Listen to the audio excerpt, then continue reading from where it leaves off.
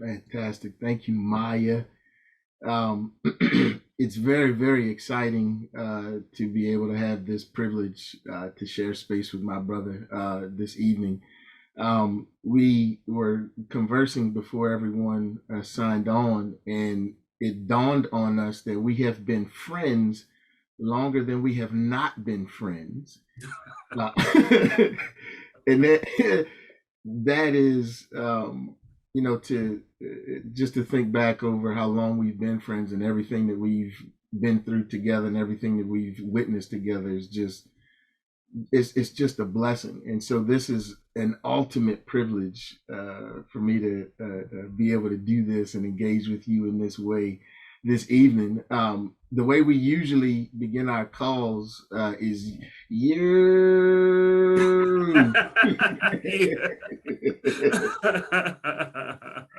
And so I wanted to offer that this evening as the beginning of our conversation. Thank you. Um, just so that we can make it clear that we're coming from a spirit of just a laid back spirit. This is a conversation between two brothers. Um, Ron, is there anything that you wanted to say before I get started asking the questions? Well, sure. And let me just respond. Yeah. But I think one of the things, and I'm sure we'll get to it in pieces, but when I think about where we're at right now in terms of healers, leaders, therapists, counselors, preachers, those engaged in these fields, I think the thing that I'm hearing and seeing is that we have what I call a container problem. Mm. We have a container problem, right? And I love for us to spend some time just kind of unpacking that. But I think that's what I see in terms of what what we need to be doing in these professions is really dealing with the container. Yeah, yeah, yeah, That's yeah. a beautiful place for us to start. I mean, you offer us a perfect segue. So let's go into that a little bit more. Sure. I know that your work is very much focused on the container in terms of making sure that the container is able to hold a very large spirit.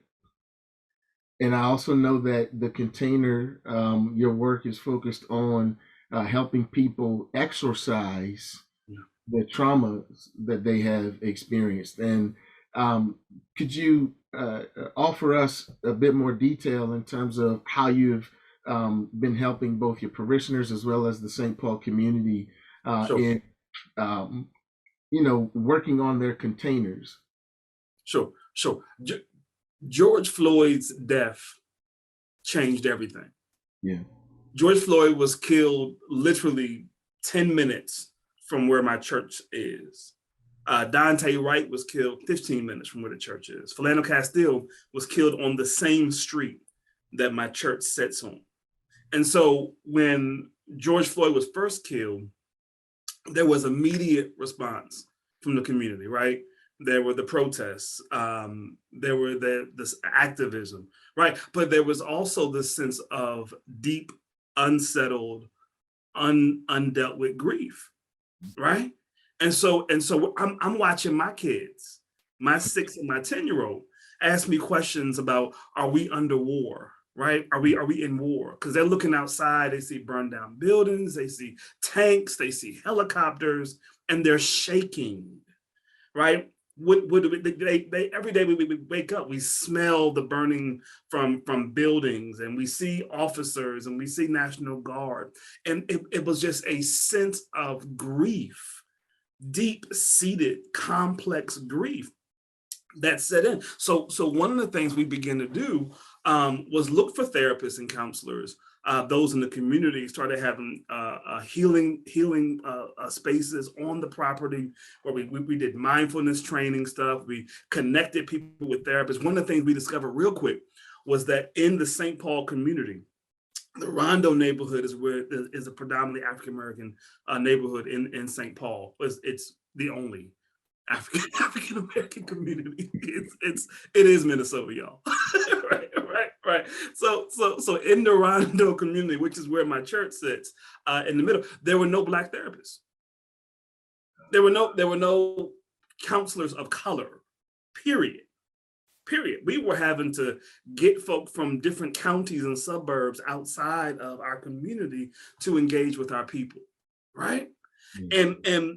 And that work went on for that entire year of just ministering, doing counseling, doing coaching, meeting with groups, school systems, the county organizations, universities, just doing this work around what do we do with this deep-seated grief and trauma that we experience as a result of kind of this intersection of race. The piece, though, is that it shifted after Derek Chauvin was found guilty. It shifted, right? It shifted into this anger because there was so much unresolved grief, right? And so now both Minneapolis and St. Paul have on record one of the highest gun fatality, shooting, murder rates they have ever had in their entire history.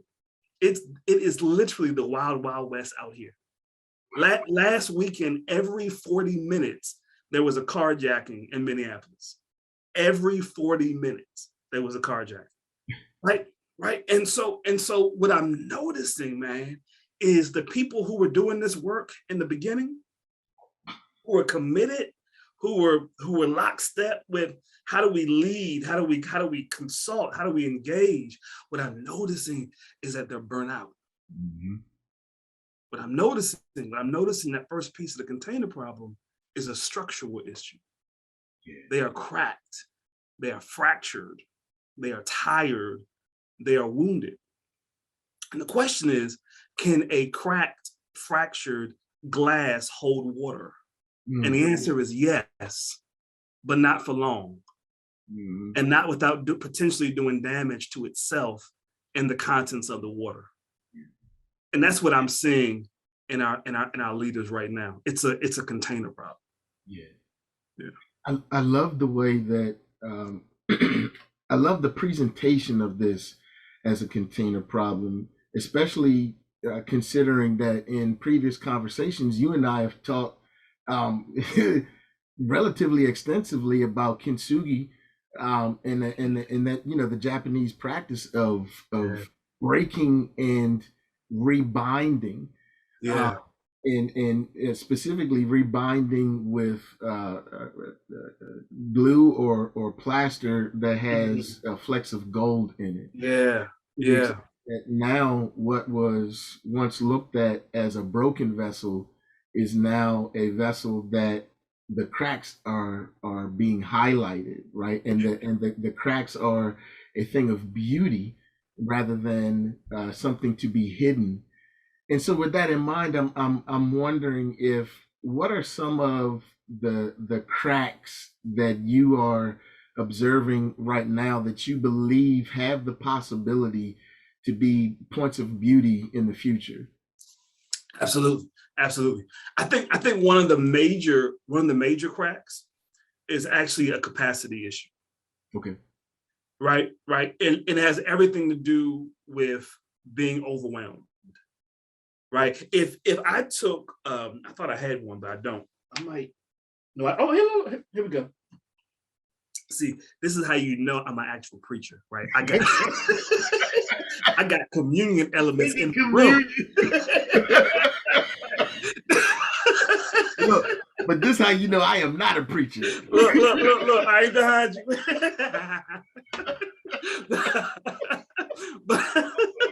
but if I took this communion cup, I don't know if y'all can see it, communion cup, and I had a tablespoon of salt, and I dumped it in this communion cup and mixed it up and asked you to drink it, you'd probably say that's disgusting, right? Same tablespoon of salt, this cup filled with water, if I dumped it in, mix it up, and asked you to drink it, you go, oh, that's nasty, or I can still taste it.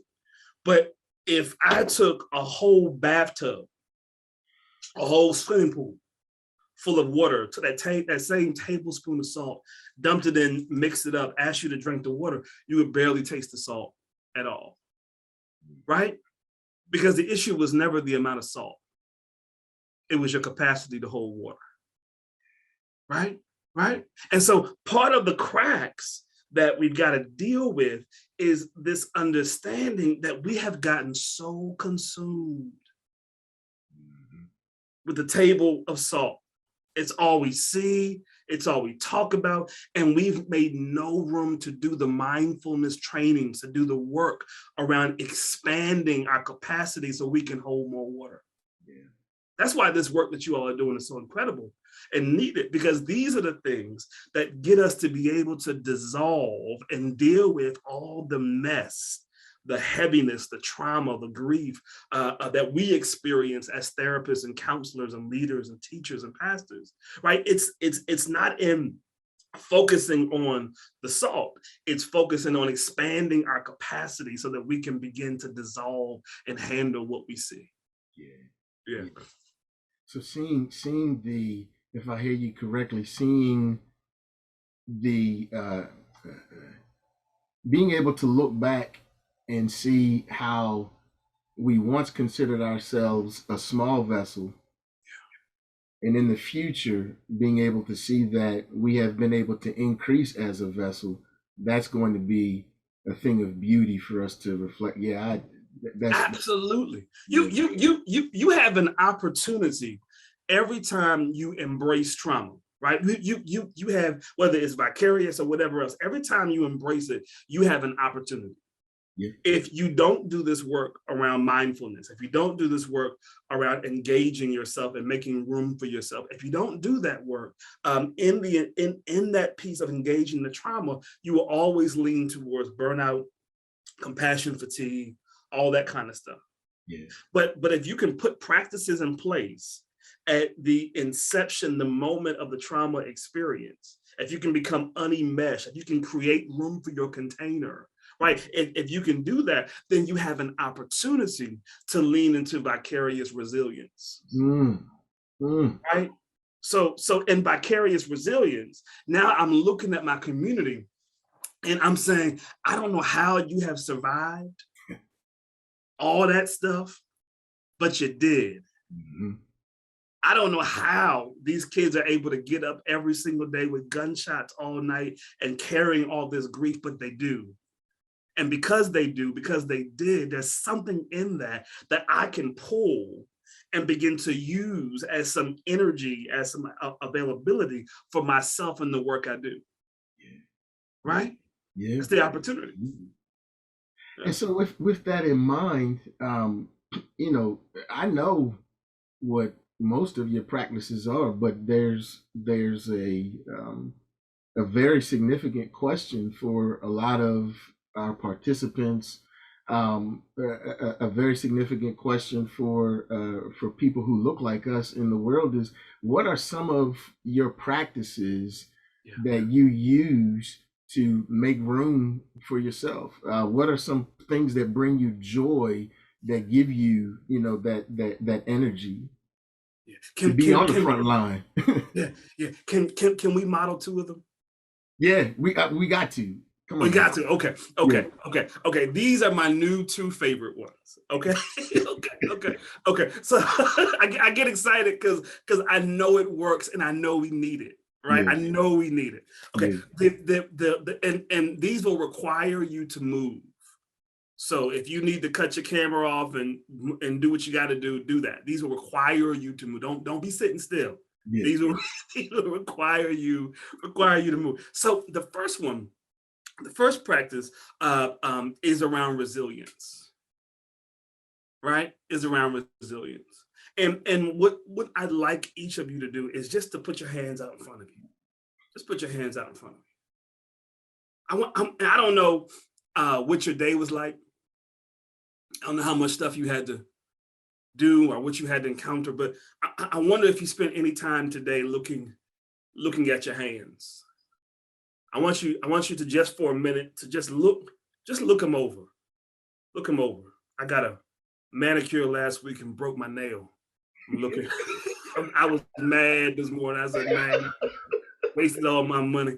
Right, right. But just look at your hands. I want you to think about all the stuff today that has weighed on you. Mm. All the stuff today that you've had to have your hands in. Mm. I want you to think about just look at your hands. I want you to think about just all of the stuff that you're being asked to in this season carry. The weight, the pain. I want you to look at your hands and all of the things that you've been asked to do. And now I want to invite you. I want to invite you to go to your bathroom or your kitchen. And for just 1 minute, 1.5 minutes, I want to invite you to wash your hands. Mm. But when you wash your hands, I want you to notice the water. I want you to be aware of the soap.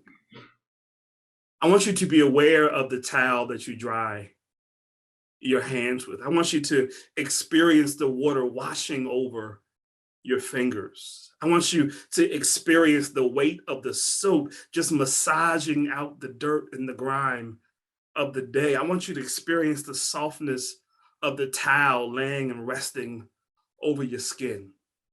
So I want to invite you just to take 1.5 minutes, and whether it's the kitchen or the bathroom, I want to invite you just to go and wash your hands and come back. I'm gonna do it too.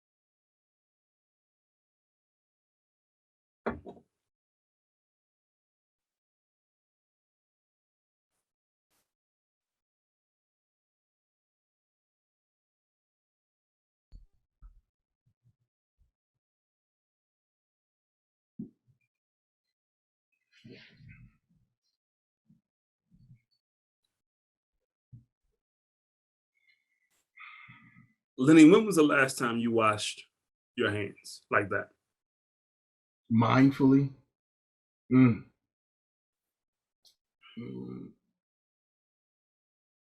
At the beginning of COVID, when the importance of washing hands and everything was so preached, um, I was honestly showing Mateo and Lucas, how long they needed to wash their hands and how they needed to get in Yeah.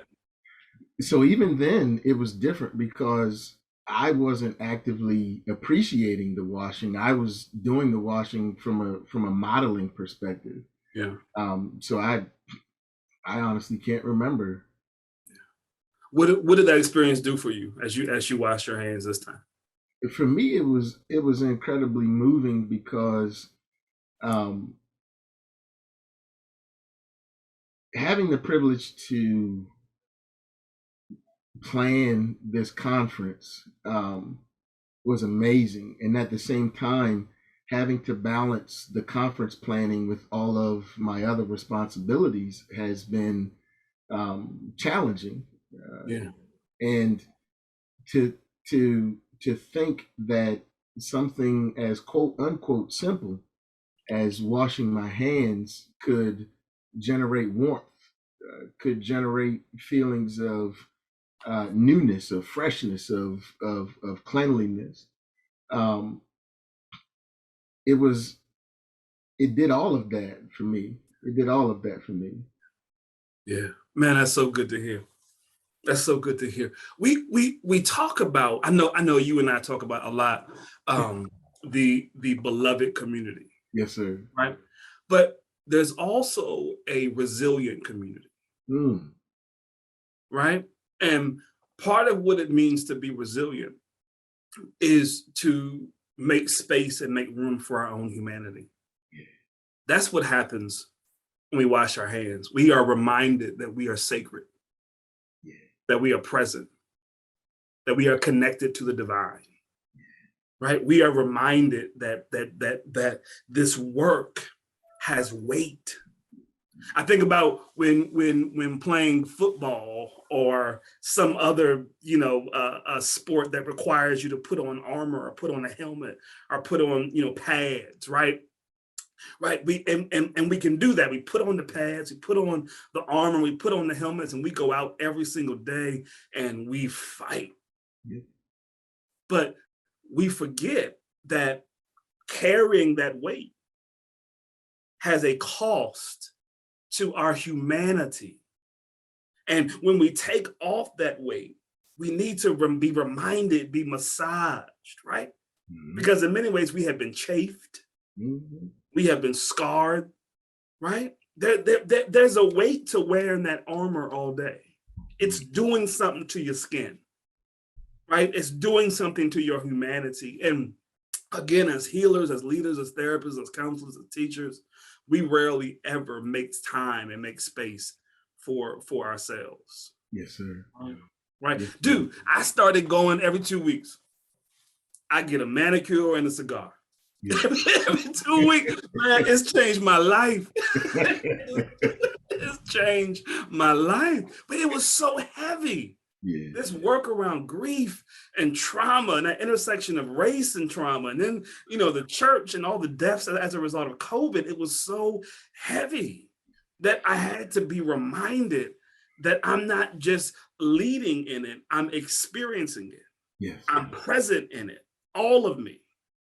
Right? And so I've got to do work on my own container to shore up those cracks in those spaces. And so part of that is that ritual. Yeah. Is that practice. And so that's one of my two favorite new practices. What's the other one? Okay. So again, this is going to require you to get up. I'm sorry. I know you thought you can sit down the whole time. This is require you to get up. So the second piece that I love to do now when I'm working with groups, especially if it's on Zoom, doesn't really work well in a meeting context, but on Zoom, it'll work great, is a gratitude scavenger hunt.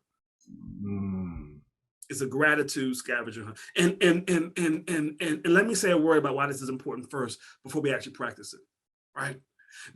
Gratitude is both an act of resilience and resistance. Mm-hmm. Right? It is an act of resistance.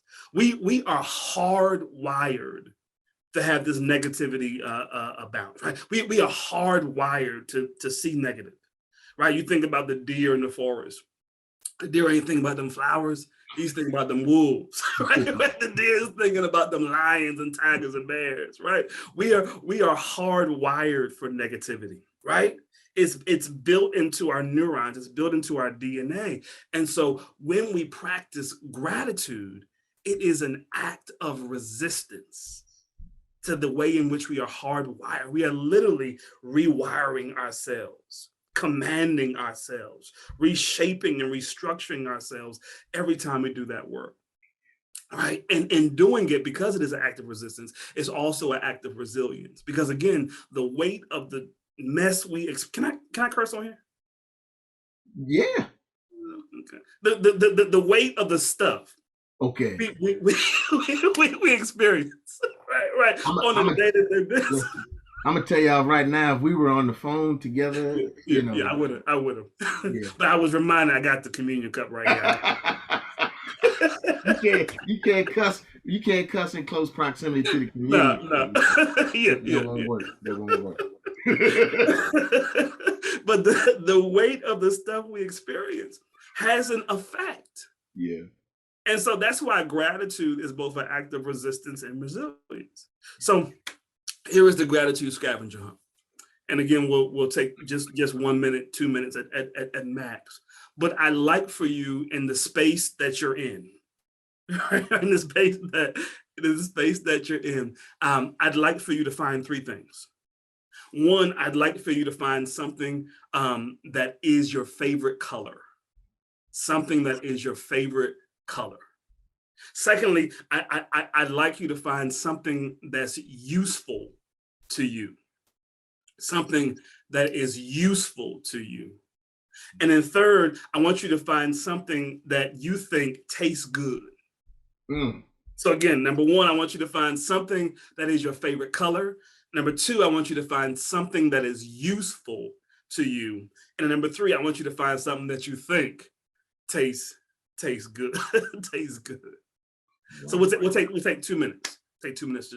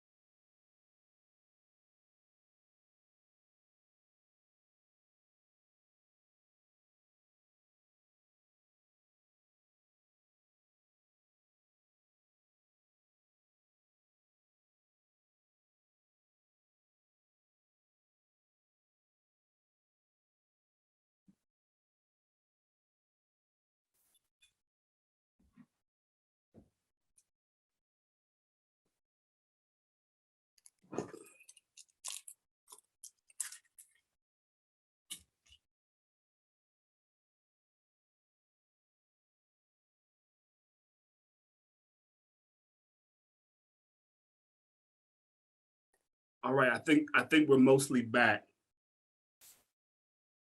So I got my favorite color is a burnt orange, right? I just love that color. I know, and your sweater, I know. When I saw it, I said, "Oh, that's my color. That's my color." is a burnt orange. What is useful to me, absolutely, is my keys. I can't do nothing without my keys. And there are some days where my day stops until I can find my keys. right. All of my plans. I could be meeting with the president. If I can't find my keys, that meeting might not happen, right? My day stops, right? And then my kids got all this candy for Halloween. We've been trying to throw it away when they're in school. Just a little by little so that they don't notice, right? Y'all do it too. Don't look at me like that. Y'all do it too. But I got one of the candy. This is a caramel apple pop. I think it comes with a free ticket to the dentist. I think that's what it comes. Somewhere in there is a free ticket to a dentist. Caramel apple pop. I wonder, Lenny, if I know we have 48 on here, but if you all could just hold up, those who have the camera on, can you hold up what you got for your favorite color?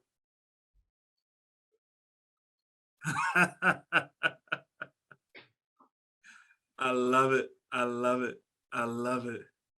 I love it. Oh, I love purple. Purple is nice. Yeah, I love that. Can you hold up what you got for the thing that's useful to you? Oh, a mask. Yes, ma'am. Yes, ma'am. Is that, Linda? Is that a spatula? I mean, I guess it is. I mean, you know, it's all good. Okay. And can you hold up something that tastes good? What tastes good? Oh, y'all got candy too? Oh, the tea, David. Yeah, tea. Yeah, that's my favorite tea. Yeah. That's good. That's good. I'm going to David's house and get some of that tea. That tea. but that practice, Lenny, works. And it works because what it does is it reshifts your mind. So now I'm not walking through my house thinking about the problems and being overwhelmed and consumed by all the issues. Now I'm looking for places to be grateful. I'm looking for things that bring joy, right? Because that's that's the whole piece. The whole piece is around becoming unenmeshed. Is about recognizing that there exists a space in between your trigger, your trauma, your grief, and you, right? You are not one and the same, right? And because we think we are, because we're so consumed, so enmeshed by these experiences, then we have no space to be grateful. And so the experiences consume, hurt, harm, and fracture us. But when I start looking for places to be grateful, I'm creating space. When I start honoring my body and myself, I'm creating space. And the more I can become unenmeshed, the more I can put distance in between the trigger and myself, the more I can begin to have power back over what I'm experiencing. Right? And so at the height of COVID, at the height of George Floyd, at the height of it, we went to Florida for a week. We went to Florida. We went to Kissimmee. We didn't go to Disney World. We just sat on the beach in Kissimmee and Dayton and just had a good, because we needed to become unenmeshed. We needed some space because I was so consumed by all that was going on, by all the calls and the reporters and the needs and all that stuff, that it was changing who I was. Right? One of my worst moments. Man. Worst moments, man. I was doing a bunch of stuff, talking there, bunch of stuff. And my 10-year-old came in. He was like, "Dad, can we go to the pool tomorrow?" Man, I pulled out my calendar. I'll never forget it. I pulled out my calendar and he stood there waiting to see if I could schedule him in. And I caught myself. I said, man, I can't. There's nothing more important than our children. Nothing more important than our family unit, right? Right? But I had become so enmeshed and all of that other stuff that just caused me to become fractured. Yeah. Man, I'm so grateful to all of those offerings because the transparency and the vulnerability that you offer is healing. We say quite frequently how connected we are in our lives, even when we go, long time without speaking to each other. And long for us, just so that everyone knows, is what, a month, maybe 2 months. Yeah, maybe. That's a long time for us. But even when we're not together, there's a link, there's a connection, and I speak of that link and that connection because it is space independent, right? So it doesn't matter what spaciousness comes in between. It's the strength of the connection. Absolutely. And so when you mention the significance of family for you, and you mention I know all of your family. I call your mom mom. You call my mom mom, right? Exactly. So in thinking about the the spaciousness that has been required Yeah. at this time, right? The distance that's been required at this time. How have you been able to navigate maintaining a closeness to your life sustaining people, to your beloved community? How have you been able to maintain a closeness to your beloved community, even when the time calls for spaciousness? Yeah, man, that's a great question. For me, and I'll just be personal. I Mm. drive. I drive. So last Saturday I took the boys and we went to North Dakota. 8-hour drive just to see the largest buffalo in the world. 8 hours. We just went, drove up there, saw the buffalo, and it was a fake buffalo at that. We didn't know that until we got there. So it's a statue of a buffalo in Jamestown, North Dakota.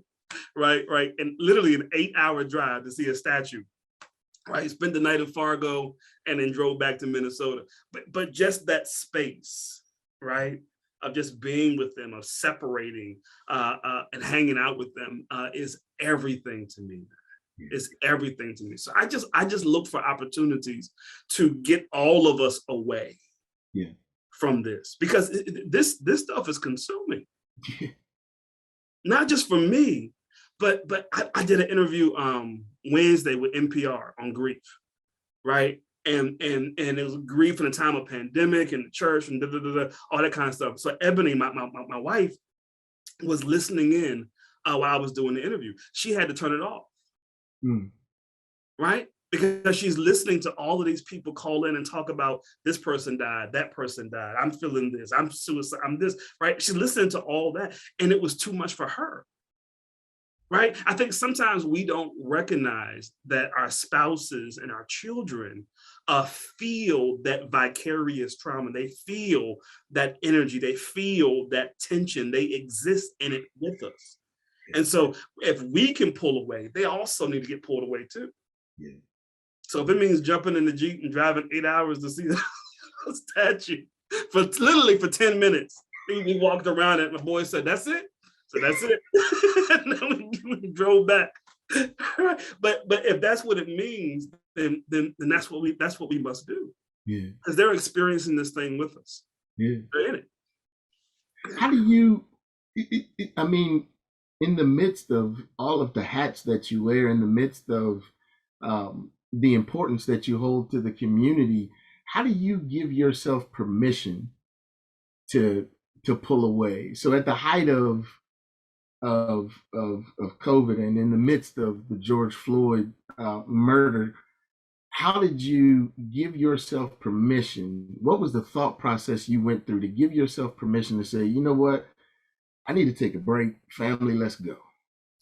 Can I be honest, man? It was a Please. cost analysis. Ah. It was a cost analysis. I looked at my wife and I looked at my children and I thought about all the arguments my wife and I were having every single day. I thought about the tension and the cries and the misery my children were feeling. And I said to myself, what is this going to cost me? How long am I willing to risk this over being present for somebody else? It's cost analysis. Yeah. We had to get away. Yeah. We had to get away. Oh, I love that. And I, in speaking of getting away, especially from a cost analysis perspective, a question that I realized once I wrote it down that I've been wanting to ask you this question for quite some time. But as we've already shared, I think we've shared, we're both from the Eastern Shore of Maryland. And for those of you who have not had the opportunity to live on the Eastern Shore of Maryland, it's a very limited existence. Really demographic, non-specific. It's a limited existence.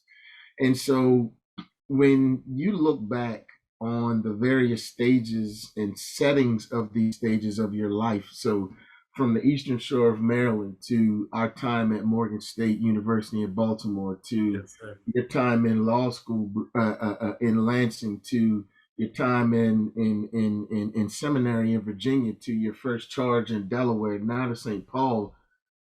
How have the lessons that you've learned in each setting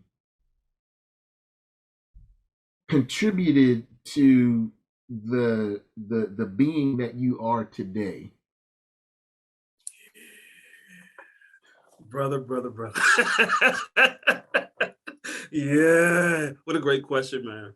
Great question. I love jazz. You know that. Yes, sir. Musician. Been playing sax all my life. I can play with anybody. Well, I used to. Spend some time. but you know, one of the things I love about jazz and love about improvisation is that anybody can play with anybody as long as you know what key they're in. Right? So you could have 20 strangers. Doesn't matter. All we need to know is what key are we in. And the second we know the key that we're in, whatever you're playing, we're in. We got it. Right? And so one of the things that's been helpful for me over all that terrain and over all the terrain that's about to come, right, is understanding what key God made me in. Is understanding my key. Right? And it has taken years to figure that out. Years of messing up, of thinking it was something different, of being overwhelmed, of having my jar cracked and of frazzled, of spilling water, of dilute. It's taken years to figure out what my key is, right? But now that I know it, now that I'm clear, man, you could send me with Bezos tomorrow. I can go hang out on the moon. I'm good. Right. You can send me to Ghana. You can send me to Ethiopia. You can send me to Antarctica. I'm clear. Right. Tomorrow I might be a dentist. Right. The next week I might be a fabric designer. Right. I'm clear on what my key is. Right. I'm clear on that. And so I think that's been the piece that's been helpful, is finding that key and figuring out how to do that in whatever forms God places us in next and places us in. Yeah. So if I hear you correctly, moving from environment to environment helped you to learn the key that you're in. Absolutely. Yes, sir. Absolutely. That is beautiful. Absolutely. That is beautiful. The work I do in consulting, whether it's with the human resources department of a city, whether it's with the mayor's council, whether it's with a university, whether it's with a private high school, whether it's in a church, right, is the same work I do on Sunday mornings, preaching and pastoring the people, leading Bible studies on Wednesdays and Thursdays, doing chaplaincy work in hospitals. It's all the same key. Yeah. It's all the same key. Yeah. Right? Yeah. Absolutely. And in relation to that just incredibly wise offering and thinking back to the vessel conversation that we were having earlier, we live in a world that delights in helping us to recognize our demographics. So for you and I, the world delights in reminding us, whether it be subtly or whether it be overtly, that we are Black men living in a country that was founded, so to say, by white men, right? We are reminded that we are beings who are spiritual first, focused on enhancing our spirit first in a spirit crushing world and country at times. And so my question is, in a world, in a country that really attempts to highlight our demographics as a means to belittle us, as a means to marginalize us, how do you push back and continuously affirm and reaffirm I'm bigger than that? Yeah, yeah, yeah. Great question, man. Two things. One is to not accept it. Yeah. Right. We talk about that container, but I think about people who make pottery, Yeah. right? And I think about them. They start with and they build it out and they put it on the thing and they right. But have you noticed they don't do the lid till they've figured out the capacity, how big they want the pottery to be, right? Right. And so once they figure out the capacity, then they work on doing the lid for it. Yeah. And so we've got to do our own lid, Mm. right? There's some stuff. See, I almost slipped. There's some stuff that I won't accept because my lid is on. Yeah. My lid is on. And one of those things that I refuse to accept is somebody else's definition of who I am, Mm. white, black, or otherwise. Right? My lid is on. That's not who I am. I'm clear about who I am. I'm clear about who my children are. Right. And so part of the work is teaching them that, is showing them examples, right? Is modeling it in front of them, right? All those pieces are critical to making sure my lid is on. Mm-hmm. Mm-hmm. Yeah. That's the first piece. The second piece is that we've got to push back against narratives, right? We've got to offer our own counter narrative. It's one thing to say, I've got my lid on, that's not who I am, cool. It's a whole different thing to say, I'm going to write some material. I'm going to produce some talk shows. I'm going to produce some content. I'm going to produce some classes at universities. I'm going to show up so that I model the counter narrative. Yeah. Right. And so that's another level of the work Yeah. that I think is critical for us. Yeah. Yeah. Yeah. You know, in thinking about that, specifically in thinking about the narrative, one of the aspects of the narrative that I speak of frequently is having a proactive narrative and not a reactive narrative. So that, yes, having a counter narrative is an approach, and another approach is having a proactive narrative, right? Yeah. And so as a an established author and writer, what are some of the processes that you go through as you're planning the narrative that you want to put out into the world about you and about your work? Yeah, man, what a great question. What a great question. I think the main piece is it digestible to those I've been called to feed? Mm. Right? Because Mhm. not everyone who's coming is coming to eat at my table. Mhm. Right. This is a buffet. Life is a buffet. Right. And so I could either waste my time serving something I don't have any business serving, right? Or I could focus on feeding those who are coming to my table. Is it digestible to those who I've been called to feed? Yeah. I think about my community. I think about Rondo.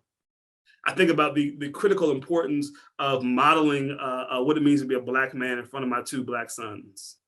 Right. I think about the importance of language, the importance of being in control of your body and your emotions, mindfulness training with them. Right. We practice breathing all the time, being still, right? All those pieces, because that's important for me, for them, in terms of defining how we produce stuff. And so those are just some of the pieces that are processes for me when it comes to creating, when it comes to writing, and being a part of platforms. Is this speaking to those I've been called to feed? Yeah. Yeah.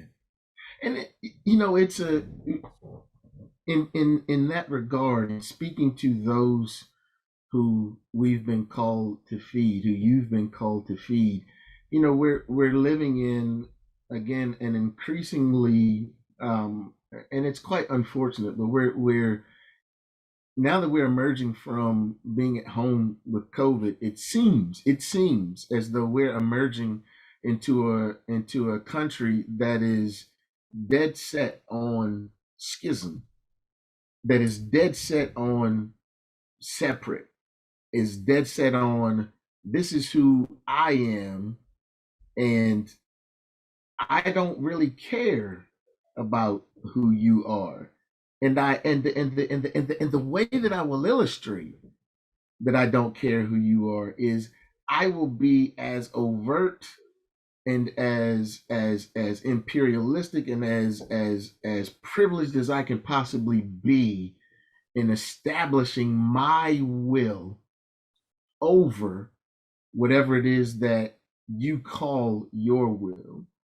And so as a pastor, right, I'm sure that the perception is, well, you're a pastor, you're looked at as a unifier, right? That your primary interest is in bridging gaps rather than maintaining them or even creating them. And so my question is, how do you know who to feed and who to simply observe when they come to the table? Yeah, great question, great question, great question.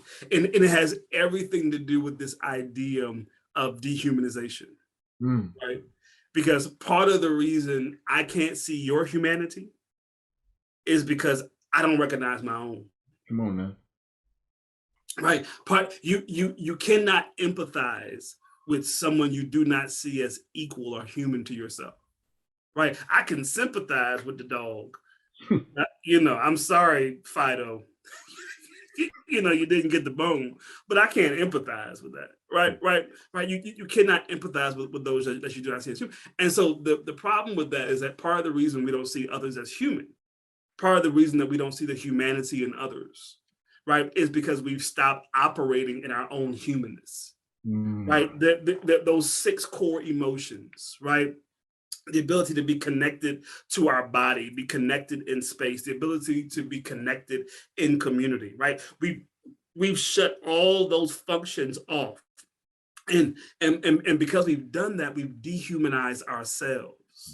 And so the work for me in terms of feeding those who are at the table, for me, is those who are willing to be rehumanized, those who are willing to be in community with others, those who are willing to eat, right? Those who are willing to be present, because everyone that's coming is not willing to be present. Everyone that's coming is not coming to eat. Some are coming to have a food fight. They're coming to cause mess, right? They burned man, listen, we used to barbecue all the time when we were in Delaware. Let me tell you my biggest pet peeve. If I cook you my famous double-handed turkey burger, right? And I used to freeze butter, and I would slit it up and put the butter in between the turkey. So when you bit, and I would season the butter. So when you bit into that turkey, but all that juice would just, right. If I spend my time making you my turkey burger, and you have the mitigated gall, go get some ketchup and put on what I just provided for you, oh, we got a problem. We got a problem. If you pull out your own sauce in your bag and think you're gonna mess up what I just, we got a problem. You are no longer invited to my barbecue. Right? There are some who are coming with their own stuff, their own condiments, trying to change it. And so we just have to be clear around this space. For us, we are called to feed those who are willing to eat. Who are willing to eat. And if you're not willing to eat, then there's some other spaces for you, but it's not at this table. It's not here. It's not here. Man, I love all of that, especially the turkey burger, because it's almost dinner time. So my mouth is watering. I would just go ahead and say that right now. When I come to visit for your belated 40th birthday celebration, I want one of them burgers, man. I'm just letting you saying right now. Just don't pull that ketchup out. You all right? Leave ketchup alone. But let's spend a little bit of time with that analogy, though, because it is so complex, right? So first things first, when folks who don't want to eat what we are serving come to our table, they do so with a premeditation most frequently, Absolutely. right? I will say, as an educator, as a professor, students don't always know how I teach until they come to my class. But Yeah. after I'm there a semester or two, there's most of the students already know, okay, this Professor Hayman's class. We know how it's going to go. We know how Yeah. he teaches. For you, if there's someone who is not aware of your message, of your narrative, of your charge, right, there might be a brief moment of, I don't quite know what it is that I'm in store for when I go to sit down at this table, but I think I'm going to go to sit down anyway. Yeah. I can Yeah. say that this Yeah. evening, Yeah. most of the beings who have logged on to spend time with us and to engage in our conversation, they did not know what to expect, right? They didn't. Yeah. Yeah. Yeah. And there have been some beings who I imagine have left this table, and then Yeah. there have been some beings who I imagine are still sitting at the table, and for whatever reason are not yet ready to eat what is being served. And so the question that I have is, how do we maintain a connection? How do we maintain a connection to our call to serve, our call to set the table, while not maintaining an attachment to everyone eating who comes to the Absolutely. table? Absolutely. And we do that by staying authentic staying authentic and centered Come on. to what we have been called to do. Right? Right? Right? If and we mentioned earlier my key, Yep. right? Yep. Right. Here is the key I play in. The key I play in is to provide hope for the hopeless. That's it. Yeah. I could do that from a dentist chair, from a judge's bench, from a pastor's pew, from a professor's. I could do that for anywhere. I'm just I've been called to provide hope. That's it. That's it. Now, when I get that confused with I've been called to be a billionaire, Mr. Moneybags, huh? Or I've been called to be the politician, Mr. Corporate, right. When I do that, I mess up my table. Mm-hmm. But when I'm clear on my key and I'm centered into my purpose, right? Then that takes care of everything. Yeah. Everything. Yeah. Yeah. Yeah. And I love what you said now, and I'm gonna be completely honest with you. The Ron that I grew up with is the Ron that mentioned, you better not put nothing on this burger, right? Don't you put nothing on this burger. But yet and still, the Ron that you are becoming is Yeah. less concerned with what you put on the burger. I'm gonna serve you the burger whether you put something on it or not. Yeah. Right. Yeah. And so what I hear you saying is Yeah. maintaining a connection to service, Yeah. maintaining a connection to how I can best serve. And one of the questions that I have is how you are able to maintain that connection in this incredibly distracted world to not only serving, but what you can serve best. How do you maintain that connection? And I want to be honest, man. I don't always do a good job of it. Hey, all right now. I don't. Yeah. We got this thing right now called 21 Days of Peace. It's way past 21 days. We started in a June, Yeah. right? And we're still doing it. So every night we've got churches, pastors, and leaders out on these corners in Minneapolis and St. Paul trying to curb some of the gun violence, just meeting with people there in the streets, praying for folk, giving them water.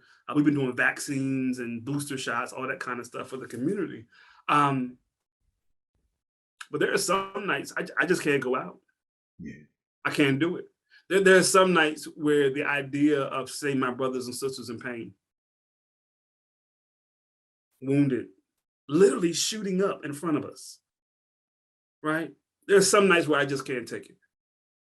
There are some nights where the prostitutes walking by selling themselves and watching the cars, the trucks drive around and pick up our sisters. There are some nights when that's just too much for me, man. And I just stay home. I just stay home. Yeah.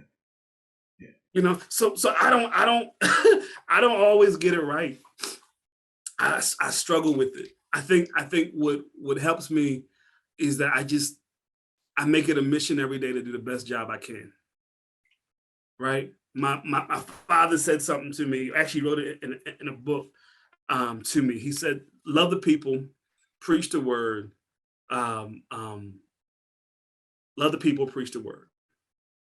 Right? In that order. Don't preach the word unless you love the people. Love them and then preach. And so in the moments where I can't model love, I back away. I back away. Because that's an indication I need to be refilled. I need to go sit. Right. And I know we're probably close on time, but that piece right there, there's a difference between being healed and being whole. Right? A lot of therapists, counselors, pastors, teachers, all of us, we are good at getting healed. Mm-hmm. Right? What I just articulated to you of me backing away. Right? I know how to back away, go home, get my cigar, get my nails done, and be healed. Right? That's healing. Right? Healing is an individual thing. But wholeness requires community. Right? Wholeness requires community. And that's the importance of, for me, family. That's the importance of driving 8 hours to North Dakota. Yeah. Right? That's how I got whole. Right?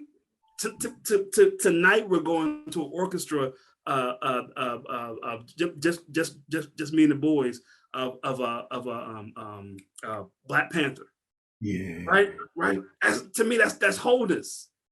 Right? It's being together, being in community. Right?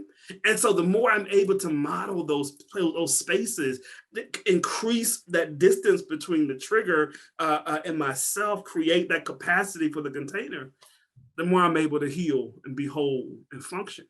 But when I miss that and think I need to be out on the corner every night where they are literally shooting and driving by and cursing and yelling, no. Yeah. No. I want to, before we transition into hearing from our community, the folks who've stayed online with us, I want to take a moment just to pause in honor of Uncle Ronald. And just thinking about growing up and knowing you as a PK or pastor's kid, for those of you who don't know what that is. And one of the things that you would always say is, "Man, I'm not going to be a pastor. I am not." I still say that. Yeah, I know you do. And the reason that I mention it is, certainly not from a place of solemnity, but really from a place of acknowledgement that our path takes us in such amazing places. And we have the privilege to have such amazing guides along that pathway, and being able to have one of the guides be a parent is, just, I'm beginning to lose words due to how emotional I'm getting. It's so such a privilege and such an honor. It really is just so complex. And so I'm taking this moment just to thank Uncle Ronald, um, just for being your guide Yeah. and vicariously being my guide as well, and directly. Let me not front. Let me not front. And I also want to take this opportunity to one of our other guides that is no longer with us physically, the amazing Dr. Francis Gates. Yes, sir. Change our lives, man. Changed our lives. Can I tell a quick story about Gates? Come on, man. Come on. Yeah. Quick story. Francis Wheatley Gates, W. Gates, who had been the first Black principal on the Eastern Shore in Denton, Maryland, for several years. Then became the chair of the Board of Regents for Morgan State University. Hired 2 presidents. Retired from that and decided he wanted to be a mortician. And he became a mortician and would travel around. I don't know. Listen, he found his key. I don't know what it was, but he found his key. But I was in high school, 9th grade, and I was on probation. And I was going to see a probation officer every weekend. And I had to be in by 6. And I was angry. And I didn't know what I wanted to do in life. And I was mad at everybody. I was smoking. I was attempting to sell drugs. Didn't work. Wasn't my thing. But I tried. Right. But I was doing all these things. And Francis Wheatley Gates came to my parents' house and said, "Would you mind if Ron would be my driver and drive me to funerals? And I'll pay him by taking him to lunch." And my parents, for some strange reason, said yes. And that man, sitting in his car with all of his wisdom, all of his experience, all of his regality. To know him, he was 6'3", 4, 5, 6, giant of a man. But to sit with him, spend that much time with him, literally changed my life. Yeah. Literally changed my trajectory. He would take us to meetings at Morgan State. We would sit in the president's office. We'd go to games and sit in the box. In President's Suite, right? We'd be eating with presidents of other colleges, and again, this is a ninth grader who's on probation, right? But just the way that man modeled for us, literally, man, changed my entire trajectory. Yeah. There are so many times where I'm reminded of Mr. Gates and the conversations that the 3 of us would have en route to having dinner together. And you're so accurate in saying, in describing the strength of the sit. Yeah. All of the magic was in us sitting together. That was the magic. Yeah. And him deciding that he wanted to hold space with us and allow us to sit with him. Yeah. It never ceases to bring me joy. It never ceases to humble me. It never ceases to provide me with hubris. I remember, dude, when I had applied to Morgan State for undergrad late, and Mr. Gates said to me, "What are you doing on this day?" I'm like, "I'm in high school. I'm not doing anything, you know." And so he had me drive his. He always had a Cadillac. No, not a Cadillac. Buick. A Buick. Sorry, he always had a Buick, and he had me drive him up to Morgan. And I'm looking around, and for those of you who are not familiar with Morgan, it's a historically Black university. And the Eastern Shore is very much primarily white, predominantly white.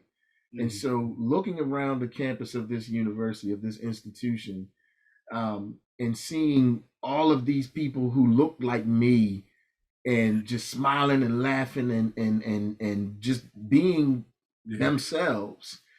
He said, keep on going. And I was like, but I wanna stay here and keep looking at all these people. He's like, no, keep on going. He took me up the hill and he took me to the president's house. Yeah. And I didn't know it, but he had my application in his hand. And he gave my application to the president of the university.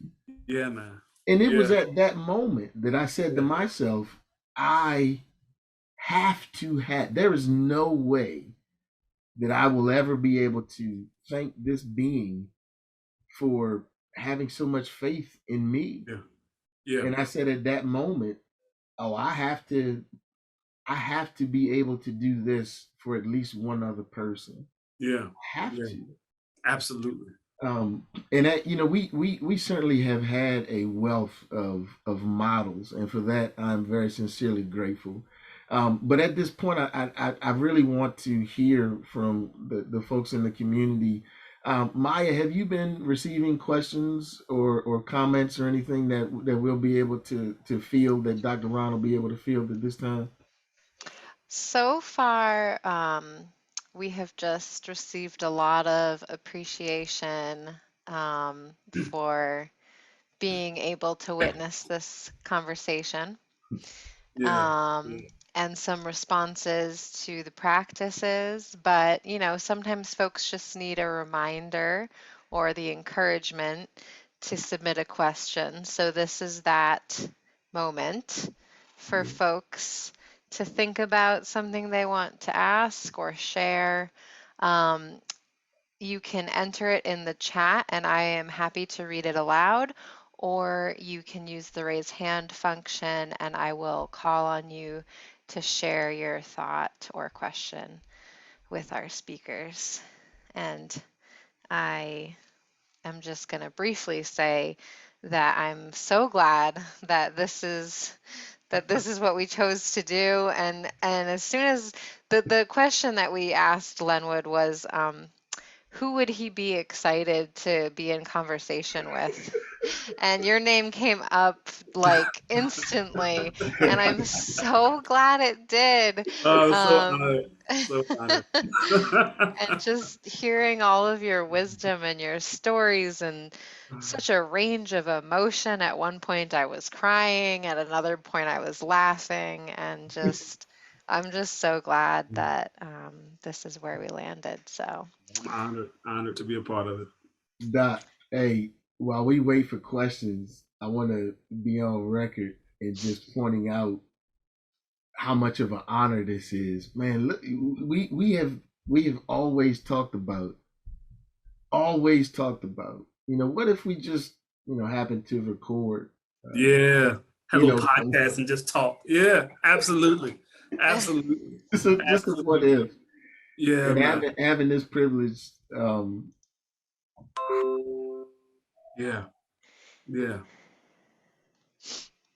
would subscribe to your podcast. It is fantastic.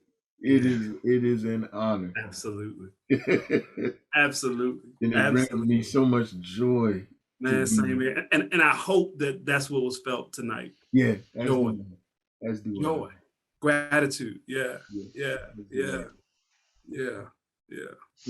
Absolutely. Oh,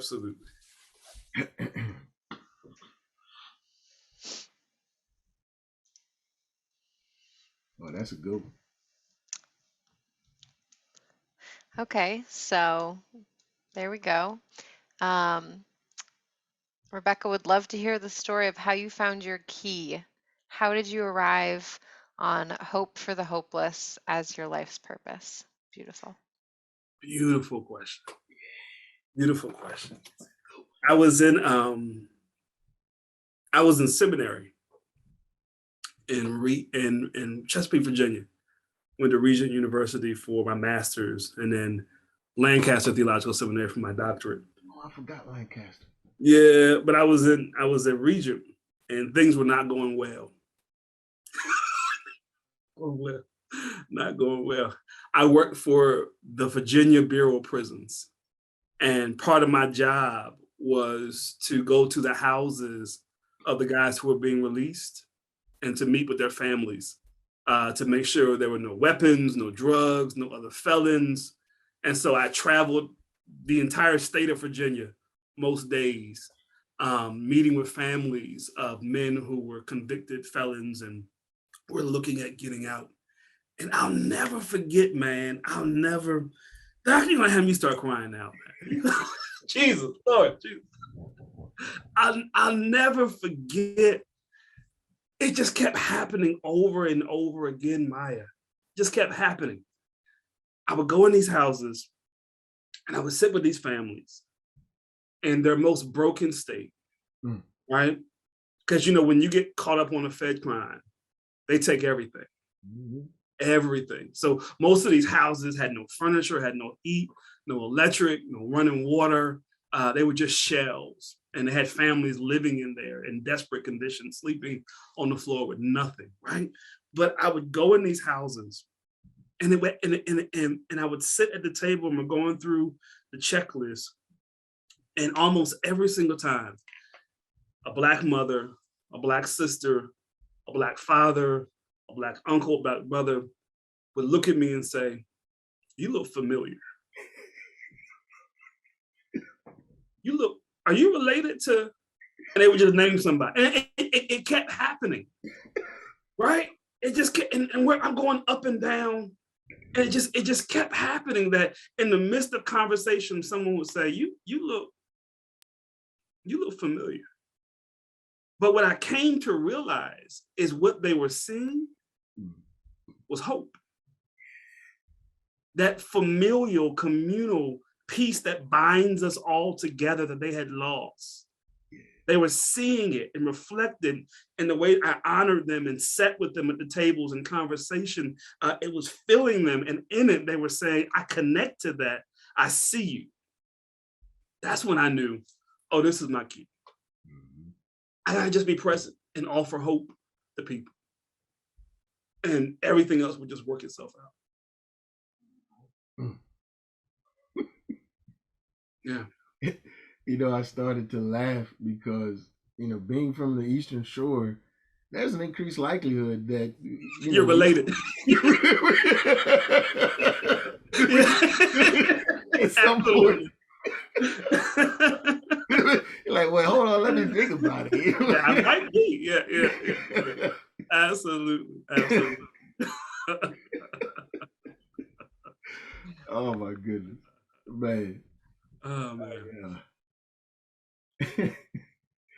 There was if there aren't any other questions, there was one question that I didn't figure out a way to fit into the questions that I was asking you, but you had broached it, and so I want to revisit it while we're waiting for more questions. But you mentioned the problematic lens of self-inflicted dehumanization and loss of empathy as a result. And the question is, what have you observed as the impact of the pandemic on this dehumanization and our ability to utilize tools and resources for regulation during this time of heightened loss and grief?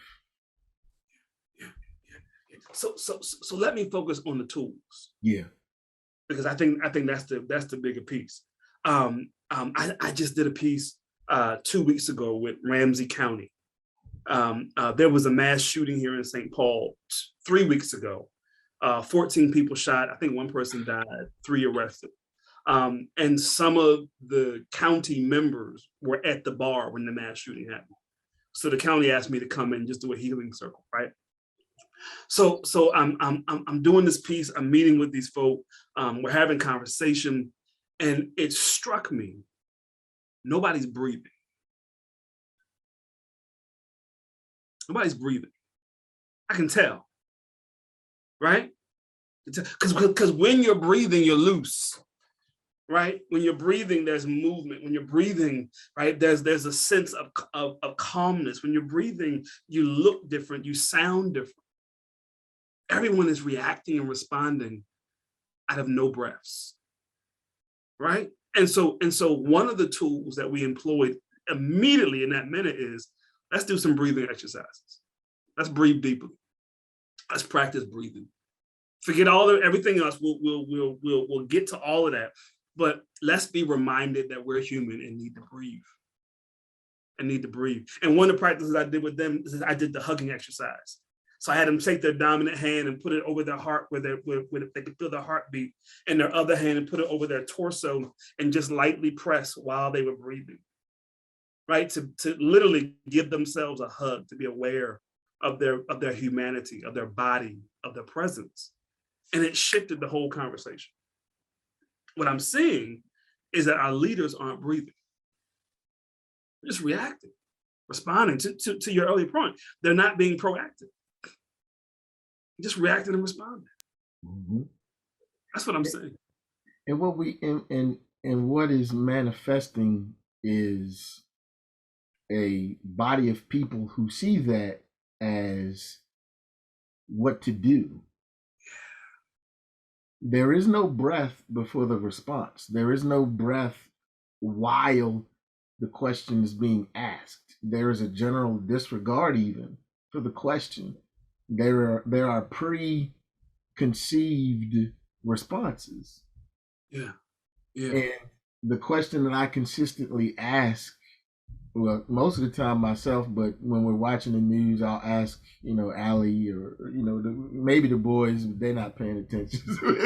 But the question that I'll ask is, how are they our leaders when they don't even see us and they don't want to breathe our air? Yeah, man. Yeah. There is a disconnection when we're asking questions and there are no breaths being taken. Yeah. And to me, the translation is I as the leader don't feel safe enough to breathe your air. Yeah. And part of that is I haven't given myself permission, access, activation of the ability to even breathe, period, let alone breathe your air. I think I need to come in the room puffed up, hold my breath. I think that's the model I'm supposed to do. When in reality, I'm supposed to exhale and inhale and be present. Yeah. That's good stuff. Yeah, man. Brother, this whole thing has been fantastic. And I love it, man. Yeah. And, we had for folks who don't know, we had the privilege of, Ron invited me. I laughed because the Trauma Tuesday joint. That was so much fun, man. I laughed because Ron had asked me Tuesday morning, hey, this was just some miscellaneous Tuesday, but it was in March. It was last month. It was this past March. Mm-hmm. And he said, hey man, or maybe it was Monday night. Hey man, we're doing this Trauma Tuesdays thing. And we're talking about trauma, and I know you're, the classes and everything that you teach, you talk about trauma a lot. Can you come on and share space? And I was like, man, it's you. Yeah, of course I can. Yeah, I'll figure out a way to make it happen. And so we do the whole thing, the first episode and everything. It's on YouTube, Trauma Tuesdays. And I'm like, all right, man, that was great. And Rob was like, all right, man, I see you next week. I was like,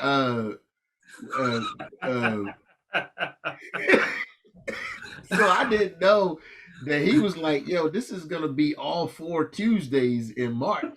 Yeah. I forgot to mention that part. But again, because we so frequently have mentioned the importance of, first things first, the importance of us acknowledging and recognizing that what we have to say matters and we deserve to take up space. Absolutely. And so what the one of the main reasons I'm so grateful for this opportunity is because we have the privilege to just take up some space. And to not take up space in a way that is, hey, look at me, to not take up space with violence, to not commandeer the space, Yeah. but to offer, like you said, hope. Hope, Doc. That's it. That's it. Hope. That's Hope. it. And it's not just that we deserve, it's that it is. Yeah. Every time we speak, it takes up space. Yep. Right?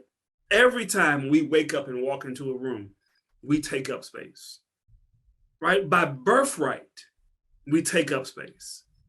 Right? And so walking in that assurance, right, gives us the ability to then ask the question, well, if it is so, how can I shape it for the benefit of myself and others? Because regardless of when I open my mouth, it's going to take up space. Regardless of when I show up, I am taking up space.